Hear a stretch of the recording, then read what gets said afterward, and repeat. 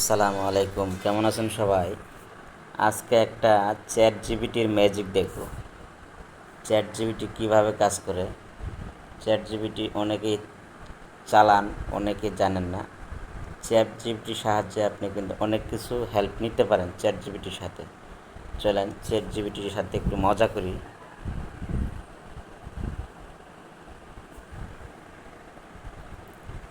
ধরেন আপনি যে কোনো একটা টপিক লিখে সার্চ দিবেন।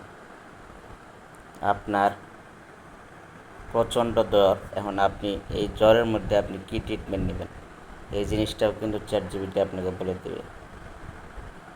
চ্যাট জিপিটি আমি যদি লিখি জ্বরের ঘরোয়া চিকিৎসা, জ্বরের জ্বরের ঘরোয়া চিকিৎসা, ঘরোয়া চিকিৎসা, হ্যাঁ,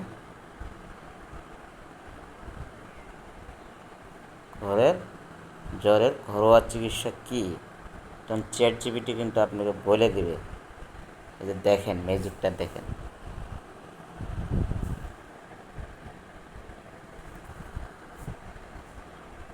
এই দেখেন, জ্বরের ঘরোয়া পদক্ষেপগুলো নিতে পারেন। পর্যাপ্ত বিশ্রাম নিন, তরল পানীয় যেমন পানি, ডাবের পানি, স্যুপ বেশি খান, হালকা গরম পানি, গামছা দিয়ে সারা শরীর মোছেন, আদা, চা, তুলসী পাতা দিয়ে চা করুন, পেঁয়াজ ও রসুন খেতে পারেন, এগুলো শরীরের তাপ কমাতে সহায়ক।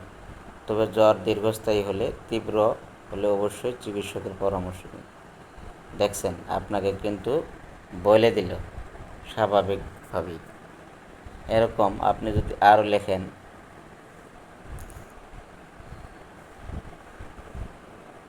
এই যে দেখেন,